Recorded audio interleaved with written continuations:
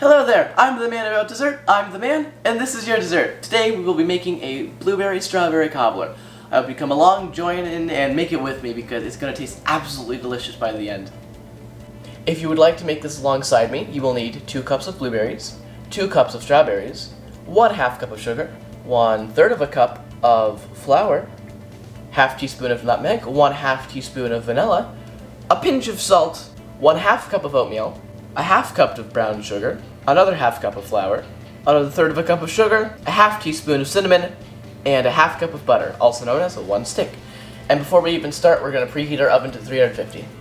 The first step is going to be adding our 2 cups of blueberries, adding our 2 cups of strawberries, adding our 1/2 cup of sugar with a pinch of salt, adding our 1/3 of a cup of flour,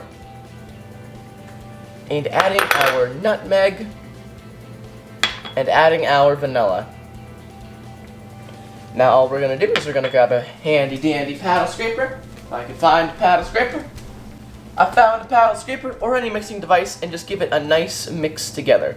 Make sure everything is nicely coated, everything is nicely incorporated, and once we're done mixing, we're going to add it to our freshly buttered, nice greased glass pan. And now, with our fruits all mixed together, we're going to spoon this into our baking dish. My baking dish today is an 11x7 glass baking pan. You can use pretty much whatever you want as long as it is a nice glass surface. I just find 11x7 to be the most conveniently sized. Also, you can use whatever kind of fruit you would like. There's peach cobblers out there, there's pear cobblers, I'm sure even apple would work in some situation. Also very important to know, you do not need fresh fruit. If your fruit has bruises or it's extremely overripe or just even almost falling apart for being too ripe, that's okay. That's what cobblers are for. If your fruit, as long as it's not gone bad and is rotten, is overripe or bruised or anything like that, please feel free to throw it in a cobbler.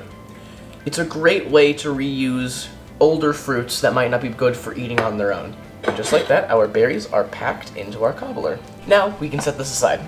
Alrighty, and now the next step is to make our wonderful topping of crust. Now, I am going to use the same bowl, it doesn't particularly matter. I'm just doing this to save on dishes and stuff like that and show that you can do that the same as well. What you're going to do is you're just going to add your oats, add your extra flour, add your extra sugar. Sorry, this is the 1/2 cup of flour and 1/3 of a cup of sugar, and your 1/2 cup of brown sugar. Then lastly, your cinnamon. And now that they're all combined, we are going to open our stick of butter, at room temperature of course, plop it over top. Then we are going, usually you'd use a food processor for this, we're just going to cut the butter into the mixture. Get it nice and cut up, we want it to be nice and clumpy. We don't want this to be incorporated at all. We want this to be a nice, clumpy, cut up crumble to throw over top of our cobbler. A lot of places don't tell you this, but if you have clean hands, you can just use your hands. It really doesn't matter that much as long as it ends up to be a nice crumble by the end. And just like that, we have a beautiful crumble to put right over top of our cobbler. And now, the final step before we pop this into our preheated oven is we're just going to scoop out the crumble and put it over top of the cobbler.